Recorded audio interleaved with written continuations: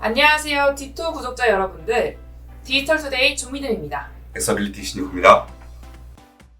오늘은 입사 후 꼭 필요한 5가지 스킬에 대해 말씀 나눠볼 텐데요. 예.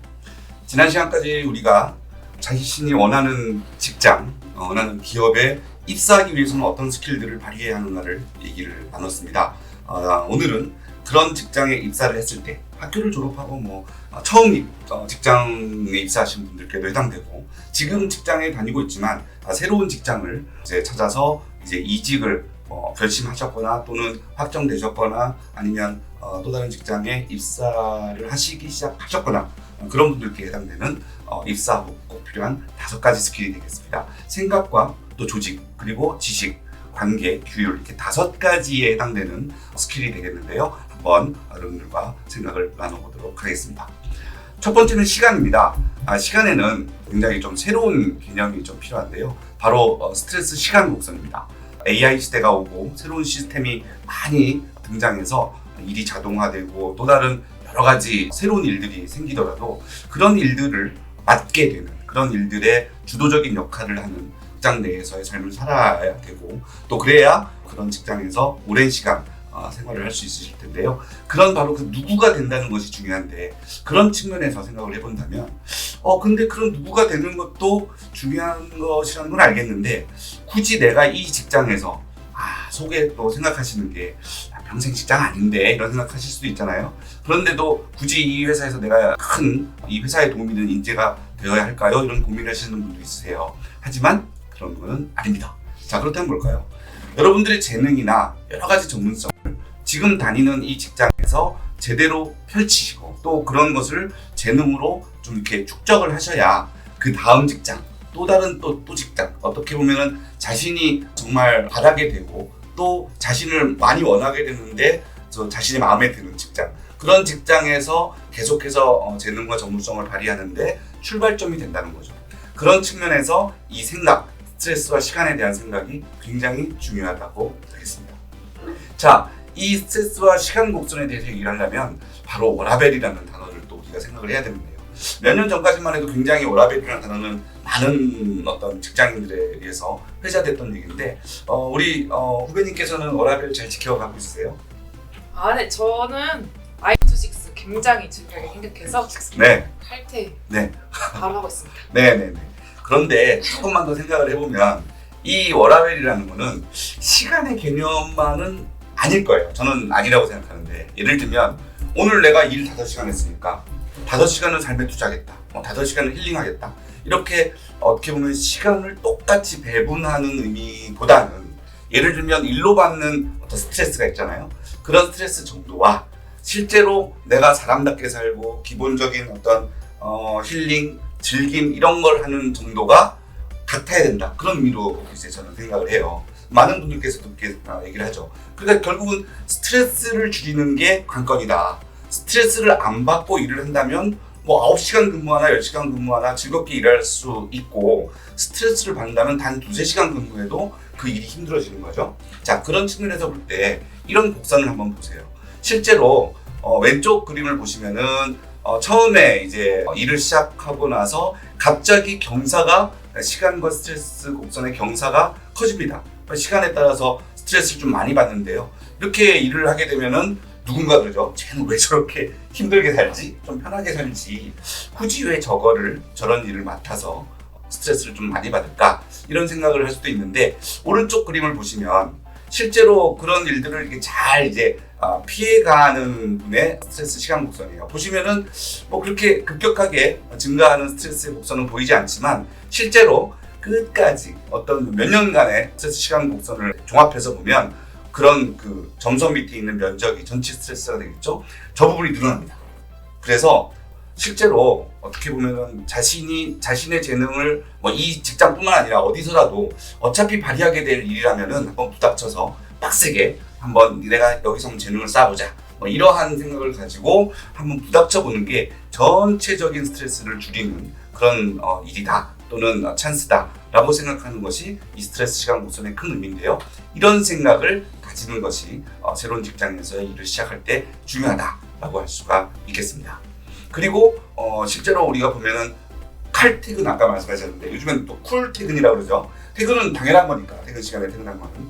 그래서 뭐 칼퇴근이라는 단어보다 쿨퇴근이 더 많이 쓰이는 것 같은데 이러한 쿨퇴근하시는 리더나 코참들을 보면 일을 막 줄여서 일 안 하려고 막 이렇게 잘 어떻게 보면 숨어 다니시는 분들이 아니고 실제로 일들을 잘 조정하시고 그런 일들을 조정할 수 있는 노하우를 가지신 분들이라는 걸 알게 될 거예요. 자, 그런 분들의 특징은 뭐냐면 초반부에 그 직장에서의 일의 시작 부분에 굉장히 한번 부딪혀 보신 분들이다. 그런 걸 알 수가 있죠. 우리가 그런 것을 이 스트레스 시간 곡선의 의미로 생각하시면 될 것 같습니다. 그리고 단순히 워라벨이 일의 정량적인 시간에 대해서 이야기하는 게 아니라 그렇죠. 스트레스를 받느냐 안 받느냐, 기분 그렇죠. 좋게 일하느냐에 대해서 그렇죠. 말씀해 주시는 것 같습니다. 네, 그런 스트레스를 안 받으려면 그 스트레스를 받지 않을 정도의 노하우나 조정력이 있어야 되는데 그것을 키우는 어떤 일이 부여된다 또는 찬스가 온다 잡아야 된다는 거죠. 힘들더라도 잡아야 총 기간에 대비해서 일을 또 스트레스를 줄일 수 있는 방법이 된다는 겁니다. 네, 그 다음은 많은 분들께서 잘 하시고 계시는 일일 수도 있는데 우리 후배님도 잘 하셨을 것 같아요. 뭐냐면은 새로운 직장 또 새로운 조직에 맞닥뜨리게 됐을 때 빨리 이름을 외워야 된다는 거예요. 이것은 뭐 어떻게 보면은 이제 생활의 지혜 이렇게 생각할 수도 있는데 실제로 조직에 빨리 녹아들어야 된다. 왜냐하면 관계가 시작되기 때문에 그런 의미죠. 하지만 이게 직장 내에서 사람을 빨리 사귀어야 된다는 의미로만 생각이 되어서는 안 될 것 같아요. 뭐냐 하면 자신의 재능을 발휘하고 또 그런 아까 우리 논의했던 그런 찬스들, 내가 새로운 노하우와 조정력을 갖고 내 재능을 제대로 발휘하기 위해서 해야 되는 찬스를 빨리 적절한 시간에 받기 위한 방법이라고 생각하셔야 돼요. 그래서 실제로 저분의 선배님이든 동료분이든 저분의 성함이나 직책을 잘 모를 때 저기요 막 그러잖아요. 그렇죠. 저기요. 그리고 불러다가 그렇죠. 참게 돼요. 참게 되고 그거 제가 한번 해볼게요. 또는 이거 여쭤봐야 되는데 좀 더 내가 잘할 수 있는 노하우를 배우려면 지금 저분한테 여쭤봐야 되는데 이름이 갑자기 생각이 안 나고 그러면은 어떻게 될까요? 주저주저하게 되는 그렇죠. 주저주저하고 참게 되거나 그냥 여쭤보지 말고 하자 이렇게 될 수도 있잖아요. 그게 굉장히 문턱을 높이는 그 다음에 또 마찬가지예요. 또 힘들어져요. 그래서 이름 외우기는 굉장히 중요하다. 그리고 그 이름을 외우는 거는 사실은 몇 달만 지나면 금방 또 외워지지만 그 입사 후 1년 동안 얼마나 빨리 많은 분들의 또 특히 선배님들이죠. 그분들의 이름을 외우고 직책을 외우느냐 이것은 그 직장의 문화를 이해하고 또 나의 재능을 발휘하는데 굉장히 또 중요한 일이고 그런 노력을 통해서 여러 질문들, 대답들 이런 것들이 오고 가게끔 하는 그 선배들과 그런 통로를 만드는 일로 생각하시면 되겠습니다. 우리가 아까도 재밌는 얘기했지만 저기요 하는 거 줄여야 됩니다. 네. 자, 그 다음에는 그렇게 이름을 외우려면 또 어떻게 생각을 하면 되는지에 대한 얘기인데요. 실제로 그 많은 선배님들 그리고 또 그 팀장님이나 우리 부문장님, 센터장님 이런 리더분들하고 이름을 부르고 또 다가가는 그런 시간이 줄게 되면 실제로 이제 신뢰가 좀 쌓일 수 있는 거예요. 그런 신뢰가 있으면 당연히 어떤 재능을 발휘할 수 있는 찬스가 오게 되는 그런 타이밍이 좀 더 잘 맞게 되겠죠. 그리고 그 타이밍을 놓치지 않을수록 그 또한 신뢰에 걸리는 시간은 줄어드니까 서로 그런 시너지 작용을 좀 한다고 보시면 돼요. 그런데 이제 이런 노력 중에 이제 어떤 분들이 이제 싹 다가옵니다. 다가와서 야, 네 재능 알리지 마. 회사에서 너의 재능을 알면 계속 그 관련된 일을 시켜. 자, 그런 말에 흔들려서는 안 됩니다. 실제로 예전에는 이런 말이 통용될 때가 있었어요. 그래서 이것저것 많이 시키니까 내가 또 예를 들면 일본어를 잘해. 그러면은 막 일본어 막 번역까지 막 시키고 예를 들면 또 내가 또 어떤 그래픽 그렇죠. 그래픽 이미지를 편집하는 그런 또 툴을 잘 다뤄. 그러면 또 그게 막 와요. 일을 다 떠맡게 된다는 그렇죠. 그런 루머가 있었습니다. 루머도 있었지만 사실이었죠. 사실 그런 선배님들이 많았는데 요즘에는 그런 일들이라 하더라도 자신의 재능을 접목시키는 그런 관련된 일이라면 그거는 과감하게 저 그거 잘합니다.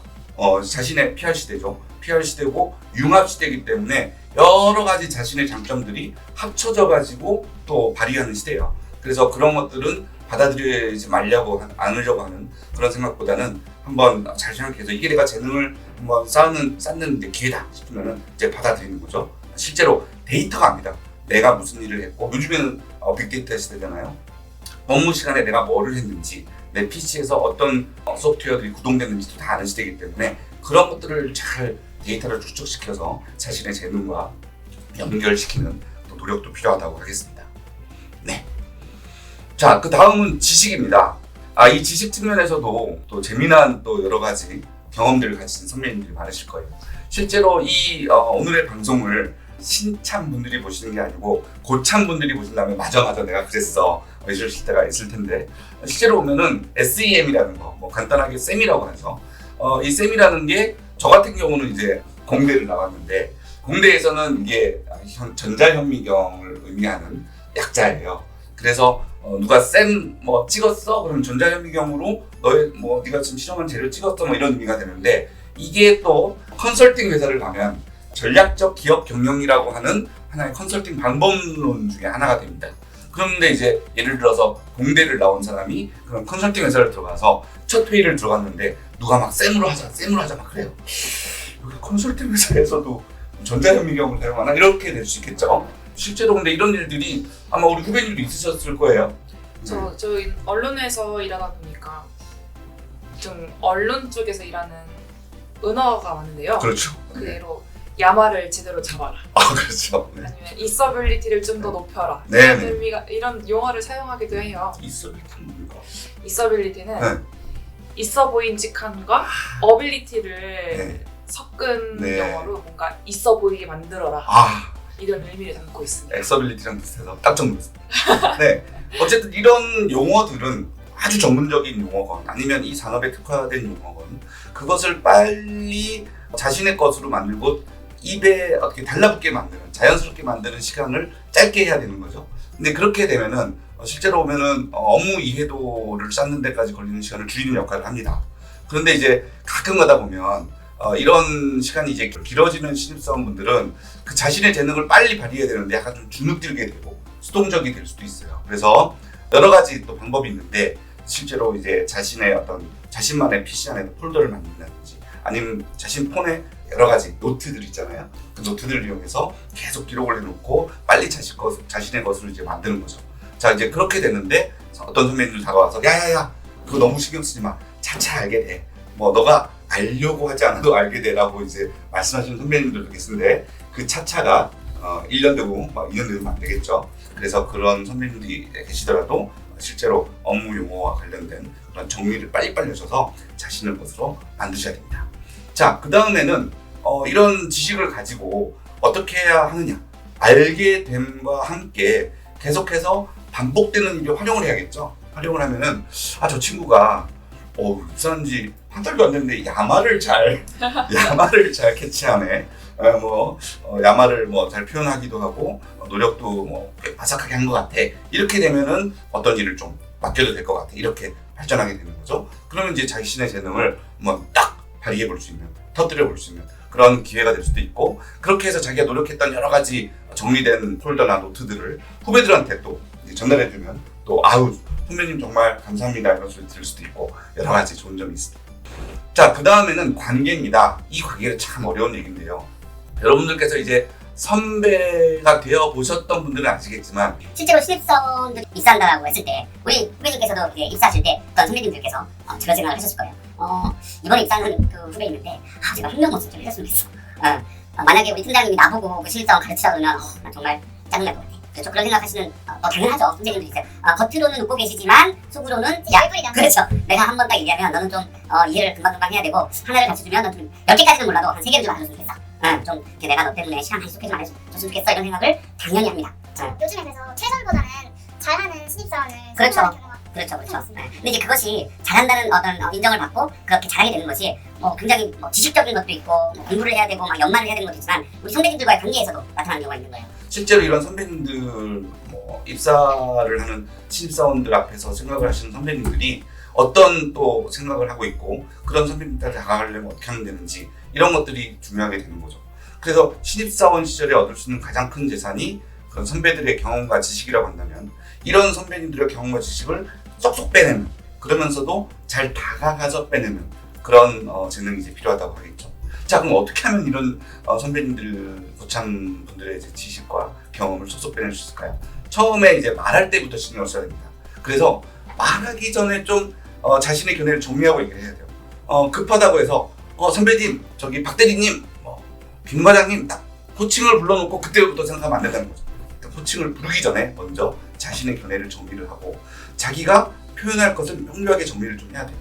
그 다음에 그 전달 방식도 말로 할 건지 아니면 메일을 먼저 보낼 건지 이런 것들도 고민을 좀 나누고 저 선배한테는 어떻게 먼저 얘기를 보내는 게 좋지? 이렇게 한번 고민한 다음에 그렇게 다가가는 게 좋고요. 그 다음에는 환경도 중요합니다. 적절치 않은 환경에서 이렇게 질문이나 경험과 지식을 이렇게 좀 받아들이려는 노력을 하시는 분들이 있는데 주변 환경 좀 잘 보셔야 돼요. 그 다음에 내 질문, 내 어떤 의견이 그 선배님들한테 제대로 이게 좀 다가가고 있는지 이해를 저분이 하고 있는지도 잘 확인해야 됩니다. 그렇다고 해서 선배님 제가 지금 몇가지 말씀드린 거 이해하셨어요? 이럴 수는 없겠죠. 그렇죠. 네, 적절한 표현으로 선배님 제가 지금까지 말씀드린 거는 이런 내용인데 이해하시죠? 이런 식으로 자신의 얘기와 의견을 정리를 하고 한번 여쭤보는 그런 또 스타일을 쓰는 게 좋습니다. 그리고 그 독특한 또 스타일을 가지신 선배님들께는 거기 또 맞추는 노력도 필요하죠. 자, 그 다음에는 또 선배 고참님들의 어떤 말을 들을 때입니다. 들을 때도 사실은 좀 그 선배 고참님들이 좀 이렇게 뭐랄까 실망할 수 있는 그런 자세, 제일 좀 안 좋은 자세가 경청하지 않는 거죠. 딴짓하는 거. 그죠? 한 귀로 듣고 한 귀로 그죠? 다 압니다. 그죠? 얘기하는 사람은 선배님들은 신기하게 다 잘 알아요. 눈에 다 보이는 것 같습니다. 눈에 다 보여요. 그래서 자기가 잘 듣는 척 하려고 하지 말고 실제로 관심을 끌어올려야 돼요. 자기가 이 선배님 좀 이런 얘기 하는데 참 좀 바쁘더라도 한번 관심을 가져보자. 그래야지 얼굴에도 나타납니다. 그렇게 해야 적극적인 경청이 가능하고요. 그리고 이런 선배님들의 말을 이제 듣거나 그 선배님들의 말을 들어서 생각을 하게 될 때 좀 필요할 게 뭐지? 사전에 좀 내가 어떤 지식도 어떤 자료를 보고 오는 게 좋을까? 이런 것도 생각해야 되고 또 선배님이나 고참들 스타일도 이해하는 것이 필요하고 뭐 등등입니다. 그래서 이런 얘기들을 우리가 나눠야 선배 고참들의 어떤 지식이나 경험을 쏙쏙 빼낼 수 있겠죠. 그래서 맨 처음에 신입 때는 작은 노트를 꼭 들고 다니는 게 정말 중요한 것 같습니다. 맞습니다. 그래서 뭐 컴퓨터나 핸드폰으로만 이렇게 메모 작업을 하다 보면은 좀 정이 없어 보이잖아요. 맞습니다. 좀 아날로그식이라도 맞습니다. 메모를 이렇게 하시는 게 좀 좋지 않을까 싶습니다. 그 메모를 하는 것에 또 다른 장점이 있죠. 이제 메모를 하다 보면 자신이 쭉 적어왔던 내용이 있기 때문에 이 질문은 꼭 해야겠다. 선배님 말씀 중에 그게 보여요. 그러면 그런 질문 꼭 해야 됩니다. 나중에 다 듣고 네 알겠습니다 하고 돌아간 다음에 한두 시간 있다가 머리 긁적거리면서 선배님 저 근데 아까 말씀하신 것 중에서 점점점 이게 또 선배님들 보시기에 좀 실망스러워요. 탄식이 또 나오는 그럼요. 이 친구는 왜 한 번 얘기해서 못 알아들을까. 그러니까 바로 그때 메모를 좀 하면서 이건 꼭 질문해야겠다. 요거를 좀 빠뜨리면은 나중에 다시 또 질문하는 일이 생기겠다 하는 것들은 바로 그때 즉석에서 질문을 하는 그런 노력들이 필요합니다. 그리고 무엇보다도 질문하기 전에 네네. 자기가 무엇을 모르는지 정확히 알고 가는 게 그것도 중요하죠. 네. 그래서 그런 내용들이 잘 이제 조합돼서 선배님들, 고참님들의 말씀을 듣고 또 자기가 질문할 때 이런 자신의 재능을 발휘하는 찬스들은 좀 더 가까이 다가오는 것이죠. 그렇게 생각하면 되겠습니다. 자, 이제 마지막으로 규율입니다. 이것도 참 새로운 직장에서 좀 간과하시는 분들이 있는데 해서는 안 될 행동이에요. 네. 근데 이제 이건 직장마다 조금씩 달라요. 다르기 때문에 내가 지금 다니기 시작한 이 직장에서 이 특별하게 좀 조심해야 되는 게 있나? 이런 거는 굉장히 자신이 좀 생각을 해야 되는 내용인데 자, 이런 내용들을 잘 모르다 보면은 시범 케이스가 되는 경우가 있죠. 그래서 혼난다든지 또는 이게 또 고과까지 반영되고 인사고과에 반영되면 입사 첫 해부터 그죠? 안타깝죠. 그러니까 이런 것들은 뭐지? 정말 이 회사에서 되게 싫어하시는 것들은 뭐지? 뭐 이런 거에 대해서 관심을 좀 가지실 필요가 있어요. 지금 화면에 혹시 보이시는지 모르겠는데 지금 어떤 정말 실제입니다. 어떤 회사에 실제로 이제 있는 회사에 고참들, 선배들이 뽑은 이런 행동은 우리 회사에서 최악이다. 신입사원들의 어떤 행동 중 최악이다라는 것을 실제로 조사를 한 거예요.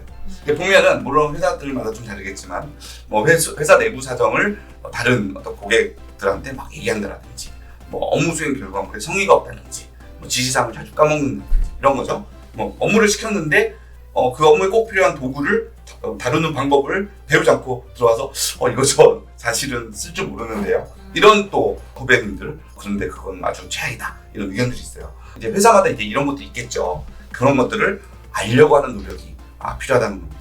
그래서 그런 것들을 어떻게 그럼 아나요? 게시판에 올라 있는 것도 아니고, 그죠? 뭐 정기적인 회의에서 팀장님이 가르쳐 주시는 것도 아니고, 또 주의하라고 어떻게 많은 분들이 또 딱 한 장 두 장 들고 있는 그런 것도 아닌데 어떻게 알죠? 자, 이거는 선배님들한테 물어보는 게 최고입니다. 자, 한 명한테 물어봐서 두세 개 정도의 답을 얻으면 실제로 그런 선배님들 한 서너 분께만 여쭤봐도 뭐 복둥 내는 거를 좀 제외하더라도 한 대여섯 가지 정말 이 회사에서 꼭 내가 알고 있어야 되는 규율 또는 하지 말아야 될 것들을 알 수 있겠죠.